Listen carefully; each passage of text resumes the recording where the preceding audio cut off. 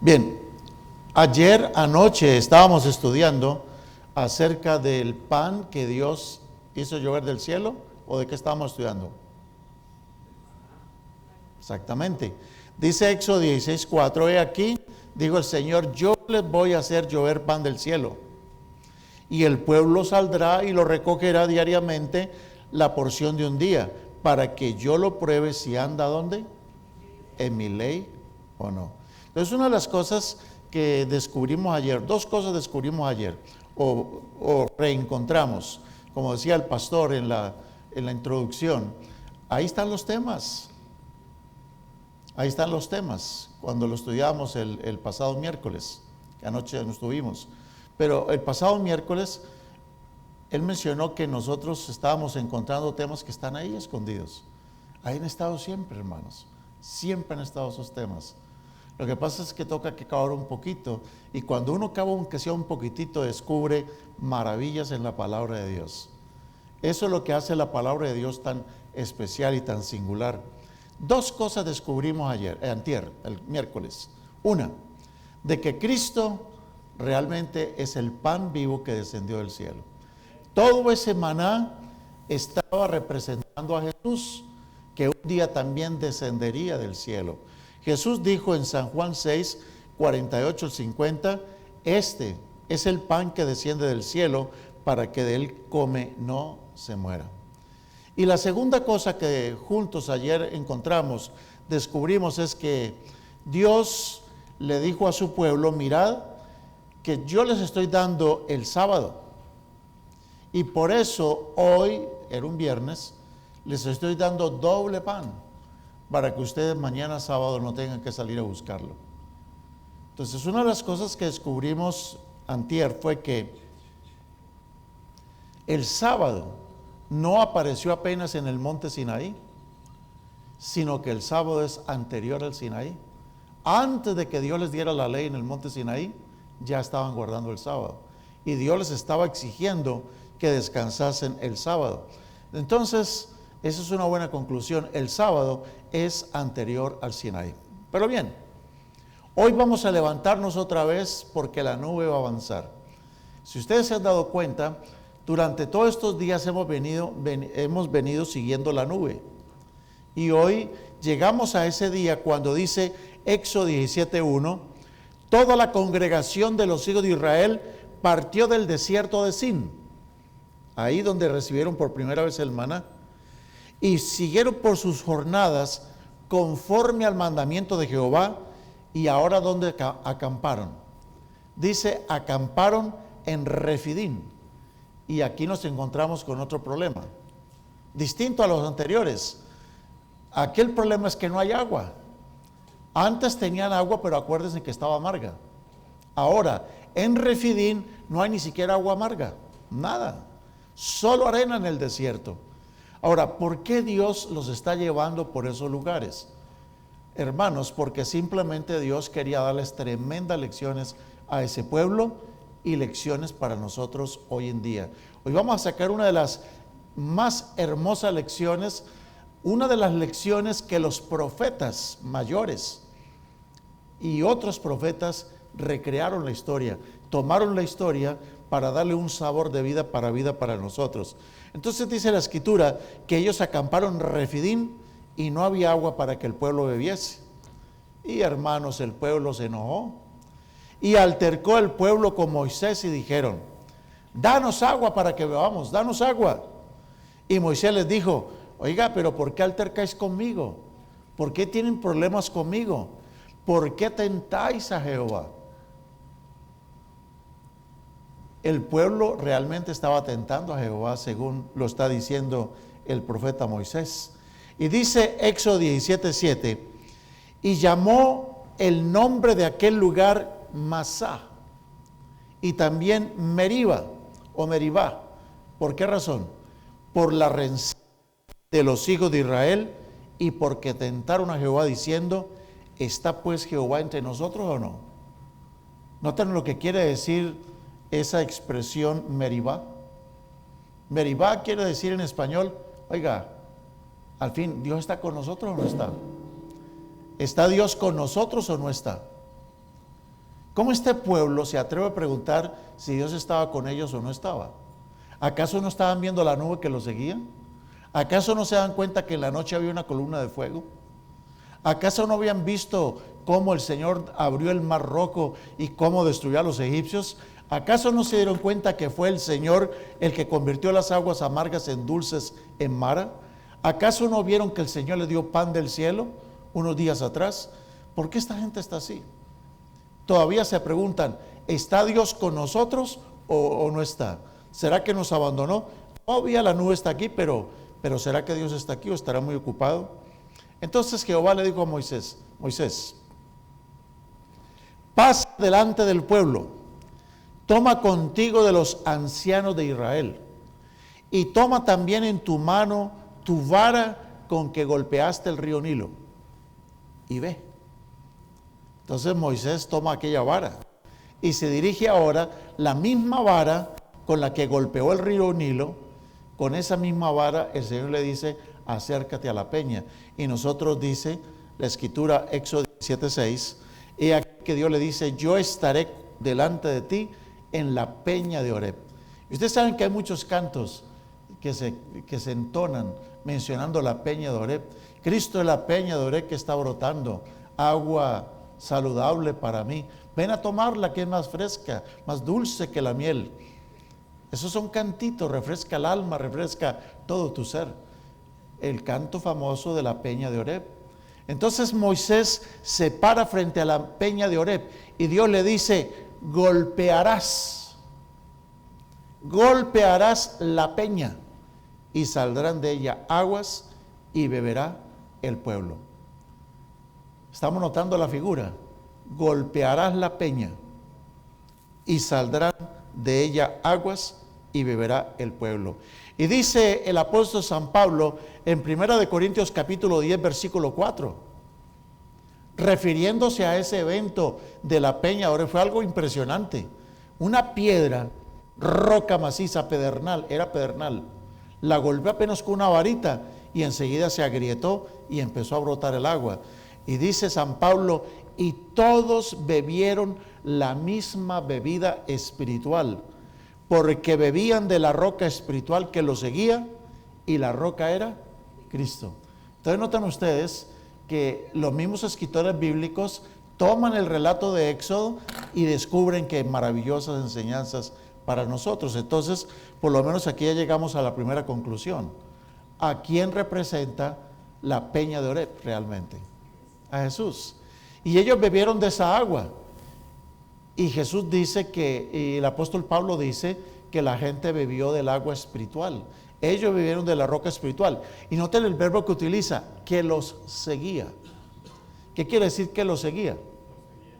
¿En dónde? En la nube, ¿o no? Era Él el que venía en la nube con ellos, el que los sacó de Egipto, el que los acompañó a través del paso del Mar Rojo. Él los seguía, Él siempre estuvo con ellos. Y mis hermanos, es una lección espiritual pequeña que aprendemos ahora. En nuestros momentos más difíciles, cuando tenemos tanta ansiedad, que nuestra alma se reseca, nuestra alma siente que está delante de una piedra, algo muy duro, algo muy difícil que tú no puedes romper, tú no puedes superar esa piedra, ese obstáculo en el camino, el Señor te golpea la piedra y de su interior hace brotar ríos de agua viva. ¿Saben qué? Uno de los profetas, Ezequiel, nos va a hablar precisamente de esas aguas espirituales que brotaron de la peña de Horeb. Y de paso les digo que una de las profecías que más me encanta de las Sagradas Escrituras es la visión de Ezequiel 47.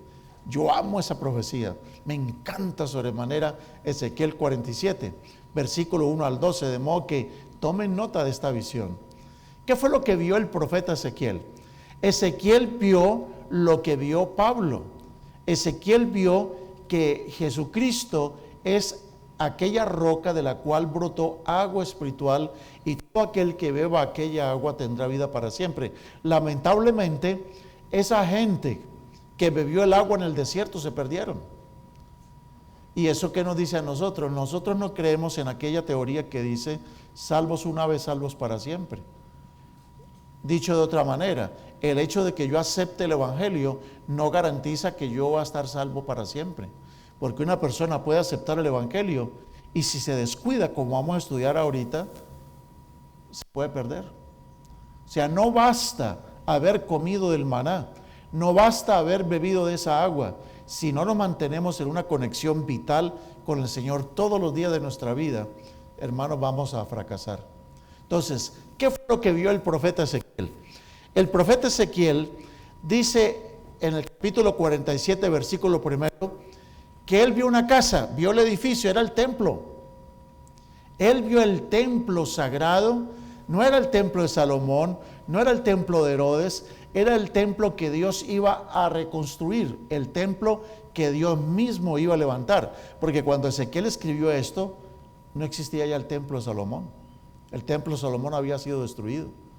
Y Dios dedica el libro de Ezequiel, la última parte del libro de Ezequiel, incluso para dar las medidas del nuevo templo. Y Dios da todas las especificaciones. Pero Ezequiel 47 nos relata algo singular que iba a pasar con ese templo.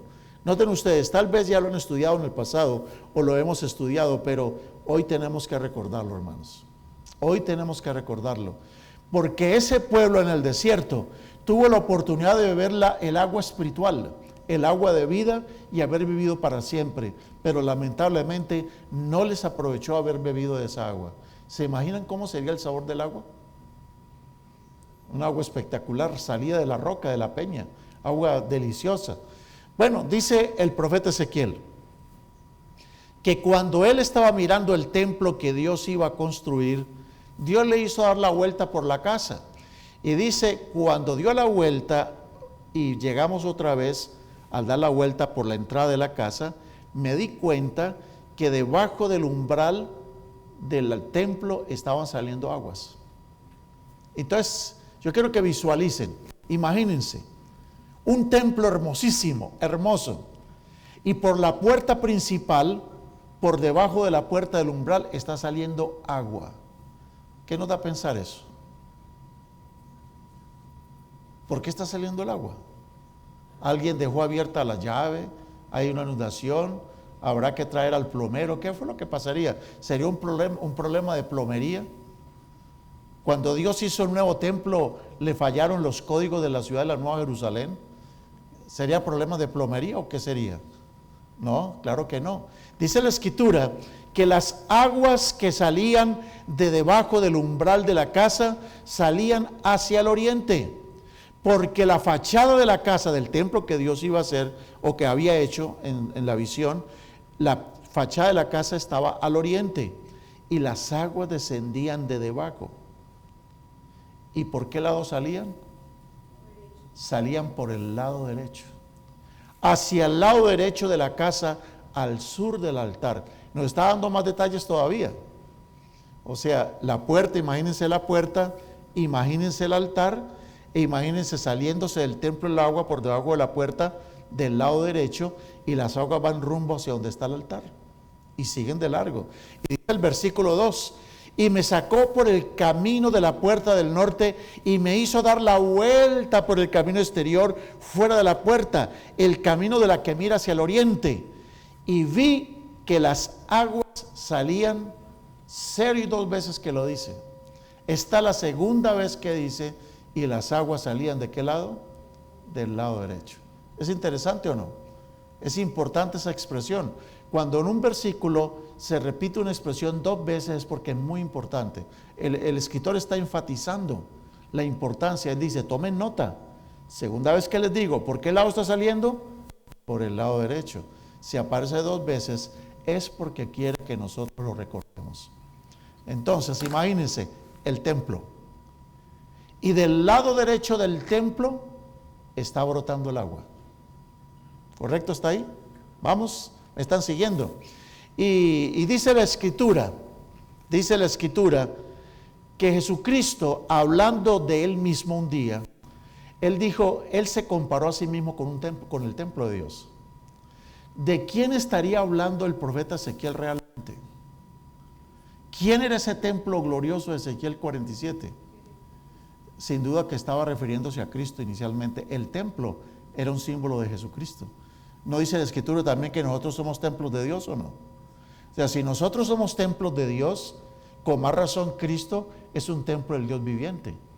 Entonces Cristo, hablando de Él como un templo, un día le dijo a la gente lo siguiente: destruid este templo, y se estaba refiriendo al mismo, destruid este templo y en 3 días lo levantaré. Dijeron entonces los judíos: en 46 años Herodes edificó este templo y tú en 3 días lo tumbas y lo levantas en 3 días. Pero Jesús, ¿de qué les estaba hablando? Estaba hablando del templo de su propio cuerpo. Entonces, hermanos, realmente la visión de Ezequiel 47 no es la visión de la peña de Oreb, sino que es la visión del templo del Dios Altísimo, del verdadero templo. ¿No dice la Escritura en el libro de Apocalipsis que en la ciudad de Dios no hay templo? Allá no hay un templo, un edificio así que llame templo, sino que Dios mismo es el templo. ¿Quién? Cristo. Cristo es el templo de la ciudad santa.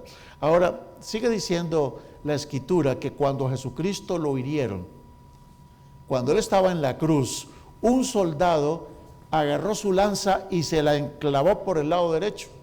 Y dice la Biblia en San Juan 19:34, pero uno de los soldados le abrió el costado con una lanza y al instante salió sangre y agua. ¿Cuál fue el lado que el soldado le metió la lanza? En el lado derecho. Entonces, ¿qué estamos notando? El templo glorioso de Ezequiel 47, de su lado derecho brota el agua. ¿De qué está hablando el profeta aquí? Un templo de cuyo lado derecho brota agua. Si Jesús es el templo, entonces se cumplió en la cruz que de su costado derecho brotó agua también, ¿o no? Y mis hermanos, esa agua mezclada con sangre que brotó de Jesús es el agua que nosotros tenemos que beber. No la sangre literal, pero lo que representa esa sangre. Jesús dijo: el que bebe mi sangre tiene vida eterna, no morirá para siempre. Y ahora, algo interesantísimo en la visión es que cuando Él salió por el oriente y llevaba un cordal para medir, midió 1000 codos, eso viene siendo 450 metros. ¿Como de aquí hasta dónde? Como de aquí hasta el 30. No, menos. 450 metros son como 3, 4 cuadras, ¿no? Sí, de aquí al freeway. Él midió el agua de aquí hasta haga de cuenta que ese es el templo, este es el templo de Ezequiel 47, y se está saliendo el agua aquí por el lado derecho, por esa puerta está saliendo el agua. Y él mide el agua de aquí hasta el puente del freeway 30 y dice: el agua daba ¿por dónde? Por los tobillos. ¿Usted se imagina en cuánto llegará el bill? Si a 4 cuadras el agua que está saliéndose de un templo a la gente le da por los tobillos, ¿es mucha agua o poquita agua? Es demasiada agua, ¿no? Y bueno, dice: me hizo pasar por las aguas hasta los tobillos. Y luego midió otros 450 metros. ¿Cómo hasta dónde?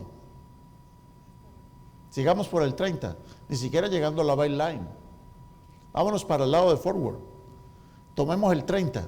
Vamos a decir que el agua dio una vuelta y siguió por el freeway, el agua que está saliendo del templo.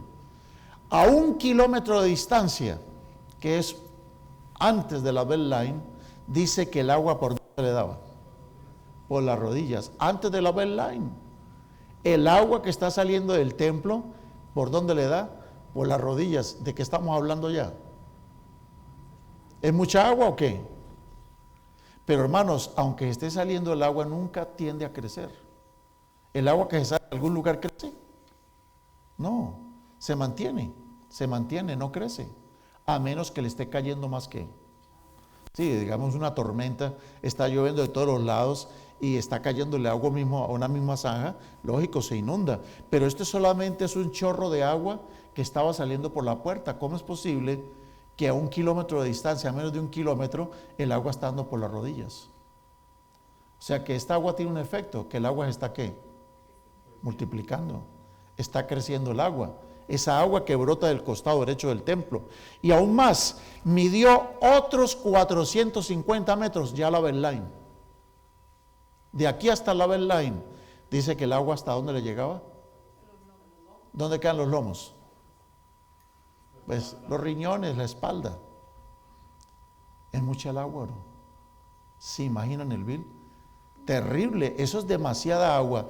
Que un riachuelo de aquí a la Belén ya esté dando por aquí, por la altura de la cintura hacia arriba, eso es demasiada agua. Y sigue diciendo, y midió otros 1,800 metros. Estamos hablando de 1 milla y un pedacito más. Estamos exagerando que aquí a la Belén no hay mucho más todavía. 4 veces la distancia. Dice, ya no podía pasar porque las aguas habían crecido de manera que el río no se podía pasar sino nadando. ¿Cómo les parece eso? Que el chorro de agua que está saliendo por la puerta del lado derecho del templo, de aquí a la Belén sea un río donde la gente tenga que pasar nadando. Eso no se entiende. ¿Cómo entender nosotros eso? Si está saliendo el agua, pues la gente, oiga, se está saliendo el agua de algún lugar, pero jamás se va a producir un río. No se produce un río, pero este sí. A una distancia de 1,5 kilómetros, ya nosotros estamos viendo un río que no se puede pasar sino nadando. Y entonces el ser que está con Ezequiel le dice, ¿has visto, hijo de hombre? ¿Has visto? Y después me llevó y me hizo regresar, porque acuerdan que estaban por la Belén caminando. Me hizo, dice, regresar por la orilla del freeway hasta llegar acá. Me hizo regresar, volver por la ribera del río. Y volviendo yo, vi que en la ribera del río había muchísimos árboles a uno y a otro lado. ¿Cómo les parece esta visión? Es una visión espectacular, hermanos. Rica esta visión. Yo me apasiono con esta visión. Dice que habían muchísimos árboles a uno y al otro lado y me dijo, estas aguas salen hacia la región del oriente, hacia el Arabá descenderán y van a entrar al mar. Si ustedes miran el mapa en sus Biblias, el Arabá queda yendo hacia el Mar Muerto. O sea, el mar del que está hablando aquí en la Biblia es el Mar Muerto. ¿Por qué se llama el Mar Muerto muerto? Es porque no hay vida, ¿no? Es demasiada la salinidad allí, la concentración de químicos y todo, que no hay vida que resista allí. Por eso se llama el Mar Muerto. Y las aguas del santuario, del templo santo de Dios, están dirigiéndose ¿hacia dónde? Hacia el Mar Muerto. ¿Qué pasará cuando las aguas del santuario entren a las aguas del Mar Muerto? ¿Qué va a pasar? ¿Qué dice la Biblia? Y entradas en el mar recibirán sanidad las aguas. ¿Qué quiere decir recibirán sanidad? ¿Ustedes creen que está hablando aquí en sentido literal o está hablando en sentido espiritual? Este es un río espiritual, no es un río como el río Jordán. Definitivamente es una profecía. Está hablando de una profecía. Dice, y recibirán sanidad las aguas. Y continúa la escritura diciéndonos que esas aguas nosotros sabemos que representan. Porque ¿qué dice Apocalipsis 17:15? Por lo menos ya descubrimos de que el templo representa ¿a quién? A Cristo. Cristo de su lado derecho brotó esa agua. Y esa agua, cuando las naciones en el mundo beban el agua que brotó del costado de Jesús, cuando las naciones beban esta agua, ¿qué va a pasar con las naciones? ¿Van a vivir o no van a vivir? Van a vivir, es la profecía. ¿Me estoy haciendo entender o no? Entonces dice Apocalipsis 17:15 que las aguas representan pueblos, muchedumbres y lenguas, y efectivamente eso se cumplió, porque Jesús era judío y el evangelio solamente al principio fue para con los judíos, pero cuando los discípulos salieron con el mensaje de Cristo, de que Cristo es el agua viva, y la llevaron a todas las naciones en el mundo, entonces el cristianismo se convirtió hoy en día en la religión más grande del mundo. O sea, las naciones recibieron sanidad. Pero hay detalles más. Esas aguas se llaman el Mar Muerto. ¿Por qué? Porque esas muchedumbres hoy en día, muchas de esas gentes están muertas en sus delitos y en sus pecados. Están vivos, pero están muertos. Hay mucha gente que anda por allí caminando, pero está muerta para el cielo. ¿Y cuál es la tarea de nosotros? La tarea de nosotros es llevarles el evangelio. para que estas personas, ¿y cuál es el evangelio? Es llevarle a Cristo. La buena noticia es de que los que beban del agua que brota del costado de Jesús pueden tener vida para siempre. Y dice la escritura en Ezequiel 47:9, y toda alma viviente que nadare por donde quiera que entraran estos dos ríos, o sea que el río se bifurcó el río. Ahora son dos brazos. Me está recordando al río allá en el Edén. ¿Se acuerda que había un río en el Edén? Y ese río se abría en 4 brazos. A la milla y 2 millas ya tiene 2 brazos.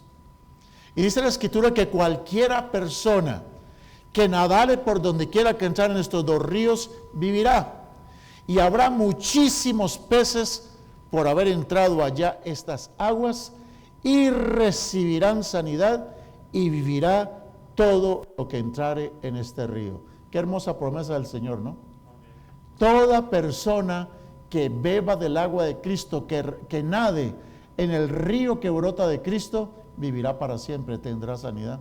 Es una hermosa enseñanza. Entonces, pero para que la gente se mantenga viva, ¿dónde tiene que estar? ¿Tiene que estar en el río o no? Tiene que volverse como pez, yo creo, estar siempre todo el tiempo dentro de las aguas. Vivir entre las aguas, pero dentro de las aguas del río que sale del costado derecho. Pero aquí hay un cuadro tétrico y triste. Y es aquí donde yo quiero llamar su atención. La profecía dice en Ezequiel 47:11 de que ese río que creció de esa manera iba a formar pantanos. ¿Y qué iba a pasar con los pantanos? Mientras el mar muerto se iba a sanar, los pantanos, ¿qué? Dice, sus pantanos y sus lagunas no se sanearán, quedarán para salinas. No se van a sanar, no se sanearán. Entonces aquí uno pregunta, bueno, ¿y eso qué significa para nosotros? ¿Qué significa para nosotros? ¿Qué mensaje quiere darnos el Señor hoy en día? Algo que nos sea útil a nosotros. ¿Qué quiere decir esto? ¿Qué pasa? ¿Qué es un pantano literalmente hablando? Técnicamente hablando, ¿qué es un pantano? ¿Y de dónde sacó el pantano el agua? ¿De dónde la sacó? ¿De dónde sacó el pantano el agua? Del río. O sea, quiere decir que un día el pantano estuvo conectado con el río, pero por alguna razón, ¿qué cosa? Perdió la conexión. Ese pantano un día era parte del río, tenía agua viva dentro de sí, tenía sanidad y se conformó y no se dio cuenta que se perdió la conexión con el río. Y aunque se contentaba con, no, yo tengo agua viva, yo ya tengo el agua, y se descuidó en su relación con el río. Y al perderse la conexión con el río, el agua que fluye, que es el agua que da vida, ya no fluye por el pantano. Y mis hermanos, eso es una tremenda lección para nosotros, ¿o no? ¿Qué quiere decir? ¿Cuánto hace que tú estás conociendo el Evangelio? ¿Cuánto hace que tú y yo conocemos del Evangelio? ¿Nos hemos gozado en el Evangelio o no? ¿Nos hemos beneficiado en el Evangelio o no? ¿Hemos recibido sanidad del Señor en muchas ocasiones o no? ¿Sentimos sanidad de parte de Dios? Claro que sí. Pero ¿qué nos advierte el Señor? No te conformes con un día haber estado conmigo. La relación con Cristo tiene que ser ¿cómo? Diaria, constante, continua, continua, continua. Si tú pierdes tu relación con el Señor, aunque el río esté pasando cerquita. ¿Usted ha visto pantanos pudriéndose y el río pasando como a 10 metros? ¿Se han dado cuenta o no? Y bien cerquita está pasando el río.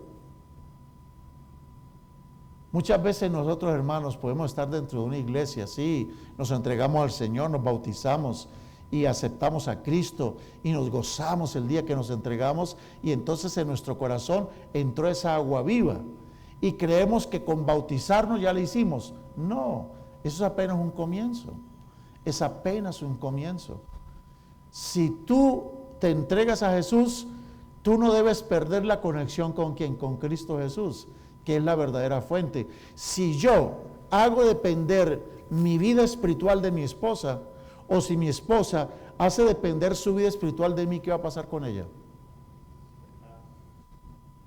Si mi vida espiritual la hago depender del pastor, de los hermanos, de los ancianos, de la gente, si yo llego a la iglesia a tratar de que la gente me dé a mí, que la gente me dé a mí, pues la gente me puede dar algo.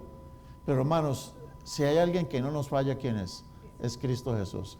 Por eso, hermanos, tú puedes estar en la iglesia y estar desconectado con Cristo, ¿o no? Y eso es peligrosísimo. Y eso yo quiero llamar su atención, porque no queremos ofrecer un evangelio barato, donde sí, cree en Cristo y ya y se acabó el cuento. No, hay que ser muy claros, hermanos, muy claros. No basta ser miembro de iglesia. No basta haber aceptado un día a Jesucristo. No basta un día haber bebido el agua viva y fresca. Necesitamos mantener una relación diaria y constante con el Señor. ¿Y cómo se mantiene esa relación? La oración, o sea, yo me bautizo, está bien, yo me entrego al Señor, me uno a la iglesia, pero si yo no mantengo un espíritu de oración diaria, si constantemente no estoy leyendo la palabra de Dios, si dejo de asistir a la congregación, si dejo de compartir a los otros, porque es un detalle, el pantano se pudre porque no tiene salida de agua, se estanca. Entonces, tú recibes el evangelio y tú te lo guardas solo para ti y no sale de ti, no lo compartes, entonces tú no tienes agua que corre, sino que el agua te está estancando y entonces uno termina pudriéndose en sus propios conocimientos y en su propia justicia. Ahí terminamos pudriéndonos porque no compartimos. Entonces, mis queridos hermanos, ¿es importante aceptar a Cristo? Sí. ¿Es importante bautizarse? Sí. ¿Es importante venir a la iglesia? Sí, pero por encima de todo, lo más importante es no perder la conexión con Cristo. No perder la conexión con Cristo. Ahora, yo sé, hermanos, que de pronto podría estar hablando en este momento a alguna persona que siente que su vida se empantanó. A veces uno dice, estoy empantanado. ¿Han escuchado esa expresión? ¿Qué quiere decir estoy empantanado? Estoy estancado, no sé qué hacer. De pronto alguien se estancó, no progresa espiritualmente. Una persona lleva 5, 6, 7, 10 años en la iglesia y está estancado, no ha crecido, sigue siendo el mismo de siempre. Su vida no cambia, entonces se estancan. Y a veces nos convertimos en la iglesia, no en una iglesia de aguas vivas, sino en agua de muchos pozos, que si por lo menos estuviéramos interconectados, habría un poco más de oportunidad, ¿o no? ¿Me hago entender lo que quiero decir? O estoy hablando en parábolas. Si por lo menos entre los pocitos que tenemos aquí estuviéramos interconectados, habría más chance de que el agua estuviera corriendo el agua. Pero hermanos, dice la profecía que los pantanos no se sanean. Eso no tiene vuelta de hoja, hermanos. Las personas que pierdan su conexión con Cristo se perderán. Yo sé que a veces en la iglesia tenemos personas con las que hacemos lindas amistades, pero muchas veces esas lindas amistades que hacemos en la iglesia nos fallan. O de pronto llegamos a una iglesia porque nos encanta como predica el hermano tal o el pastor, y seguimos al pastor, al predicador, y el día que el predicador tenga una falla o se vaya, entonces o me voy con él o me pierdo. Eso es horrible, hermanos, cuando uno tiene que depender de otras personas para crecer. No, Dios nos ha llamado para que pongamos la mira en Cristo Jesús. Pero recuerden que esta semana nosotros tuvimos una linda enseñanza. Es posible que alguno se esté empantanando su vida espiritual. Pero ¿recuerdan lo que estudiamos? Nosotros hace 3 jornadas atrás descubrimos de que los pantanos tienen esperanza. Pero repasemos más, otro detalle más, repasemos. Los pantanos han perdido su conexión con el río principal. Los pantanos logran sobrevivir por un tiempo. Uno ve que la gente sobrevivió un tiempo en la iglesia y de pronto dejaron de venir. Nunca más volvieron. ¿Por qué? Y a veces buscamos culpables en los demás. No, los demás no tienen la culpa. Nadie tiene la culpa de mi enfriamiento espiritual. Nadie jamás tendrá la culpa de que yo no volví a la iglesia. No, cada quien es responsable. Sobreviven por un tiempo, pero finalmente sus aguas se amargan. Pero acuérdense lo que estudiamos nosotros hace unos días atrás. ¿Será que los pantanos tienen esperanza? Mientras no se acabe el tiempo de gracia, tienen esperanza. Claro que sí. Ahora, ¿cómo sé yo si mi vida se está empantanando espiritualmente? Porque hay que reconocer el peligro, ¿no? De que me puedo estar empantanando. Mira, hermano, dice Santiago 3:11. ¿Acaso alguna fuente, y la fuente es la persona? Aquí está hablando del corazón de las personas. ¿Acaso alguna fuente hecha por una misma abertura, agua dulce y amarga? Dígame. No debería ser. Pero resulta que cuando nosotros, con la misma lengua que bendecimos al Dios y al Padre, con esa misma lengua maldecimos a los hombres que están hechos a la semejanza de Dios, entonces, nuestra fuente, ¿qué cosa? Algo le cayó a la fuente de mi corazón, un cadáver, una rata muerta, quién sabe qué le cayó a la fuente de mi corazón. Imagínese usted una fuente bien buena y le cae una rata ahí, un animal muerto dentro de la fuente, ¿qué pasa con esa agua? A veces nosotros permitimos que un cadáver, el cadáver de un pecado acariciado, esté dentro de nuestro corazón. Y un pecado acariciado va a hacer que nuestra agua esté entre dulce y amarga. Porque, hermanos, con un pecado acariciado, aún así yo vengo el sábado a bendecir a Dios y decir gloria y aleluya y cantar, ¿o no? Y entre semana estoy en mi pecado. Entonces, hermano, no se trata de ser miembro de una iglesia por ser un miembro, no. Se trata de estar conectado con Cristo o no estar. Estar o no estar. Entonces, Dios no puede permitir las cosas, porque dice Santiago 3:10, gente que de una misma boca procede la bendición y de la misma boca procede la maldición. Hermanos míos, dice Santiago, estas cosas no deben ser. Pero este es un síntoma de que una persona se está empantanando. No está perdido, pero se está empantanando. Comenzó a maldecir con la misma lengua que bendice a Dios. Ya comenzó a maldecir, ya comenzó a decir cosas que no debería decir, ya comenzó a permitir que se le empantanara su vida. Y hermanos, ¿qué hay que hacer rapidito? ¿Qué hay que hacer rapidito? Hermanos, hay que hacer rapidito lo que aprendimos hace 3 jornadas atrás.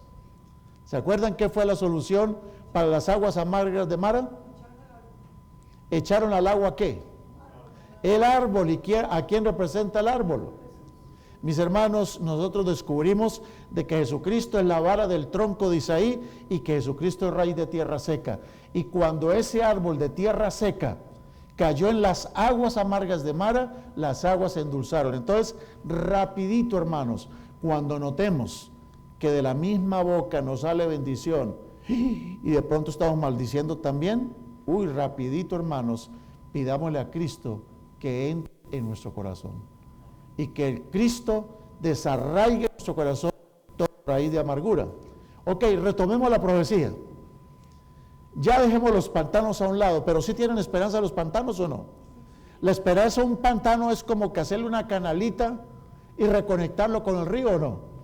Hay que reconectar con el río. Si tú te encuentras con alguien que está empantanado, no lo regañes, no le caiga encima, muéstrale a Cristo, reconéctalo con Cristo, hermanos, ¿o no? Eso es lo que tenemos que hacer, reconéctalo con Cristo, ponte tú como canal, como un puente entre Cristo y el hermano, que a través tuyo fluya esa agua y por lo menos trata como de revivir ese pantano. Dios nos ha llamado a nosotros para ser resanadores de pantanos, hermanos, pero no es con nuestra agua propia, sino con la agua de Cristo Jesús. Ahora, ¿qué cosa, cuando él se regresa por el camino, qué empezó a notar al lado y lado del río? Dice que junto al río, en la ribera de uno y al otro lado, crecía toda clase de árboles frutales. ¿Sus hojas qué? Nunca caerán, ni faltará su fruto. A su tiempo madurarán, porque sus aguas salen del santuario, y su fruto será para comer, y su hoja para medicina. ¡Wow! ¿De qué está hablando? No está hablando de un solo árbol. Ahí no está hablando de un solo árbol. ¿De cuántos árboles está hablando? Y dice, y crecerán toda clase de árboles. No está hablando de uno solo. Aquí no está hablando del árbol de la vida en el jardín del Edén. Está hablando de otros árboles. Y dice que todos esos árboles, sus hojas son para medicina, sus frutos serán para qué, para comer. Ahora, la pregunta es, ¿por qué esos árboles están tan frondosos y con tantas frutas? ¿Por qué creen? ¿Las raíces de qué se alimentan? Ellas están ¿qué? Con sus raíces succionando el agua de vida. Los hijos de Dios, ¿de qué se deberían nutrir? Hermanos, del agua de vida. Nosotros no deberíamos nutrirnos de otra cosa. Mis hermanos, cuando el profeta vio estos árboles, no vio muchos, no vio uno, vio muchos, vio muchos árboles. ¿Quiénes son estos árboles? Bueno, por un lado nos recuerda el árbol de la vida, ¿sí o no? Todos estos árboles tienen la misma característica del árbol de la vida. ¿Por qué? Porque Apocalipsis 22:2, hablando del árbol de la vida, dice que es un árbol que está en medio de la plaza de la ciudad de Dios, y a uno y al otro lado del río estaba el árbol de la vida. O sea, que el árbol de la vida por la mitad tiene un hueco, ¿o no? El río pasa por el medio del árbol, o sea que es como las secoyas allá en California. ¿Han visto los árboles gigantescos? Hay un árbol allá que todavía se conserva, creo que todavía se conserva, o ya como que lo derribaron. Pero era un árbol tan ancho que la carretera pasaba por el medio del árbol, hermanos. El árbol de la vida es tan ancho que el río que sale del trono de Dios pasa justo por debajito del árbol. Y dice la Escritura, hablando de la vida, de que este árbol produce 12 frutos diferentes al mes. 12 frutos. Se imagina una maravilla de esas. 12 frutos. Y cada mes da su fruto. Y las hojas del árbol son para sanidad de las naciones. ¿Cómo? En la tierra nueva, sanidad de las naciones, pues claro. Aunque estemos en la vida eterna, comeremos cosas que nos darán siempre sanidad y más sanidad. Sanidad no quiere decir estar uno enfermo. Quiere decir que tú comes algo para mantener tu cuerpo saludable. Muy bien. ¿Quiénes son esos árboles? Ya vimos que no es el árbol de la vida, porque está hablando de muchos árboles. ¿Quiénes son? Pues vamos a leerlo en el Salmo 1, versículo 1, 2 y 3. ¿Qué dice? Bienaventurado el varón que no anduvo en consejo de malos, silla de escarnecedores se ha sentado, ni anda por camino de pecadores, sino que, ¿qué dice? En la ley de Jehová está su delicia, y en su ley medita de día y de noche. ¿Será como qué? Como árbol plantado junto a corrientes de aguas, que da su fruto en su tiempo, y su hoja no cae, y todo lo que hace prosperará. Entonces, ¿quiénes son los árboles que crecen al lado y lado de ese río? Los justos. ¿Y los justos por qué son justos? ¿Por qué son justos los árboles? Porque solamente se nutren ¿de qué? Ellos no tienen justicia propia. Ellos beben el agua, y el agua ¿en qué se transforma en su cuerpo? En hojas y en flores y en frutas, ¿o no? De modo que los árboles son verdes porque están cerca de la fuente. Cuando ustedes van por avión, uno se puede dar cuenta a una buena altura dónde hay ríos o no hay ríos. Se puede dar uno cuenta, ¿por qué? Se ve verdecito, ¿no? La orilla. A orilla de los ríos crecen muchos árboles, por eso se mantiene verdecito. Pues mis hermanos, la gente es santa en la medida que permanece bebiendo de Jesús. Entre más bebas de Jesús, más fruto tú das. Entre menos bebas de Jesús, menos frutos tú das. Tus hojas se te están secando. ¿Y para qué sirve cuando se seca? Cortarlo y se caiga donde el vecino y le dañe la cerca y todo, ¿no? Hermanos, los árboles secos solo sirven ¿para qué? Para cortarlos para leña y para echarlos al fuego, al incendio del infierno. Para eso es lo que sirven, hermanos. Bueno, vamos a terminar el tema, hermanos. Hay un detalle que nos va a estudiar, darnos cuenta de algo raro que tiene ese río.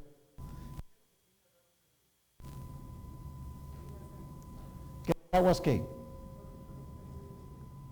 ¿Qué efecto tienen las aguas a medida que pasa la distancia? ¿Están creciendo las aguas o no? Noten ustedes, primero tenía las aguas ¿hasta dónde? Hasta los tobillos. Después, ¿dónde tenía las aguas? Hasta las rodillas. Después, ¿hasta dónde? Hasta los lomos. Y después, era un río que no se podía pasar. ¿Por qué el río ha crecido de esa manera? ¿Se acuerdan que Jesucristo dijo algo? Si alguno tiene sed, venga a mí y beba. Y de su interior, como dice la Escritura, correrán ríos de agua viva. La Escritura dice que nosotros somos templo del Espíritu Santo. 1 Corintios 3:16. Yo voy a preguntar, Pastor Pedro Hernández, venga un momentito al frente, le voy a hacer una pregunta. Voy a invitar al Pastor Pedro Hernández. Venga, Pastor, suba acá. Yo le pregunto, Pastor Pedro Hernández, ¿usted cree en Cristo Jesús? Sí, Entonces, si cree en Cristo Jesús, ¿qué brota? agua viva. Brota agua viva. Ok, ahí está el pastor, de su corazón está brotando agua viva. Voy a llamar, por ejemplo, a hermano Rosado. Venga para acá, hermano Rosado. Invitemos al hermano Rosado. Y le hago la misma pregunta. ¿Usted cree en Cristo Jesús? Sí, ¿Ama a Jesús? amo a Jesús. ¿Qué debe brotar de su interior? Del interior debe brotar agua de vida. Debe brotar agua de vida. Entonces, cuando el chorrito que está brotando de aquí se junta con el del hermano que está brotando, ¿qué va a pasar con el agua? El agua va a estar ¿qué? Creciendo. Entre más personas crean en Cristo Jesús, ¿qué pasa con el río? Cristo dijo, nosotros somos templo del Espíritu Santo, 1 Corintios 3:16. Y ahora dice, el que cree en mí, como dice la Escritura, de su interior brotarán ríos de agua viva. Por esa razón el río crece. Gracias, pueden sentarse, pastor y hermano. Pueden sentarse. Las aguas del santuario crecen porque cada creyente se convierte en un templo vivo también. No solamente Cristo, sino cada creyente se convierte en un templo vivo. ¿Y eso qué quiere decir? Que el Espíritu Santo está dentro de la persona. Por eso, mis hermanos, lo más importante, la lección más importante es la siguiente. Los israelitas bebieron de la peña de Oreb y se murieron. ¿Por qué se murieron? El agua no siguió corriendo en sus vidas, no siguieron bebiendo de Cristo Jesús. ¿Por qué muchas personas llegan a la iglesia y al mes ya no están en la iglesia? Ah, porque no los visitaron más, porque ya no los tenían en cuenta, ¿por qué? Porque no los saludaron, porque el pastor ni los miró, ni los visitó. ¿Por qué la gente se retira? Seamos honestos. ¿Cuál es la causa por la cual una persona se seca espiritualmente? Pierde la conexión con Cristo. No se entregó a Cristo entonces de corazón, porque el que se entrega a Cristo y cree en Cristo tendrá vida eterna. Y mi experiencia espiritual no depende de los demás. Mi experiencia espiritual no depende del pastor de la iglesia. Mi experiencia espiritual no depende de los hermanos, ni mi papá, ni mi mamá, ni mi familia. Mi experiencia espiritual depende de Cristo Jesús. Y mientras yo me aferre a Cristo y beba de Cristo, sea un hombre y mujer de oración, seamos hombres y mujeres de estudio de la palabra, que compartimos la palabra con otras personas, que no dejamos de congregarnos, hermanos, y dependiendo de Cristo, nunca nuestra fuente se secará. Nunca nuestra fuente se secará. Yo quiero preguntar en esta hora, hermanos, ¿cuántos quisiéramos decirle a Jesús, Señor Jesús, yo quiero, Señor, beber del agua de vida eterna que tú ofreces? Y yo quiero convertirme en una fuente de agua viva. Perdóname, Señor, porque en algún momento tal vez he perdido mi conexión contigo y empecé a notar que se me estaba empantanando mi vida espiritual o me estaba amargando la fuente de mi corazón. Perdóname, Señor. Te suplico que tu río de agua viva vuelva a pasar por mi corazón y fluye día y noche. ¿Cuántos queremos decirle eso al Señor? ¿Cuántos queremos ponernos de pie y decirle al Señor, Señor, yo quiero que eso pase en mi vida? Vamos a orar. Señor, te agradecemos en esta hora porque nos has permitido estudiar tu palabra. Gracias por ese mensaje maravilloso de Cristo, la peña de Oreb que está brotando. Aguas de vida saludables para nosotros. Señor, ayúdanos a beber de tu agua y que en la fuente de nuestro corazón solamente haya lugar para ti, Señor. Que nada ni nadie nos amargue la fuente, que nada ni nadie nos haga secar la fuente, que nada ni nadie nos haga perder la conexión con la fuente original, que en nuestro corazón fluya constantemente el agua de vida que es Cristo Jesús. Permite que nuestros amigos, hermanos, que están conociendo de tu palabra y que han de unirse a tu pueblo prontamente, ellos y nosotros también entendamos la lección de que nuestra vida espiritual depende de cuánto tiempo permanecemos conectados a Cristo. Ayúdanos a ser como los árboles que crecen al lado y lado de este río y que dan su fruto a su tiempo. Señor, ayúdanos a que nuestras hojas no caigan y que nuestras hojas sean para medicina, como dice tu palabra. Pero lo más importante, Señor, cuando llegue el día de trasplantarnos, trasplántanos desde este mundo a tu jardín en el reino de los cielos. Derrama tu bendición para tu pueblo en esta hora, esa bendición que reza: Jehová te bendiga y te guarde. Jehová haga resplandecer su rostro sobre ti y tenga de ti misericordia. Que Jehová alce a ti su rostro y ponga en ti paz. Amén.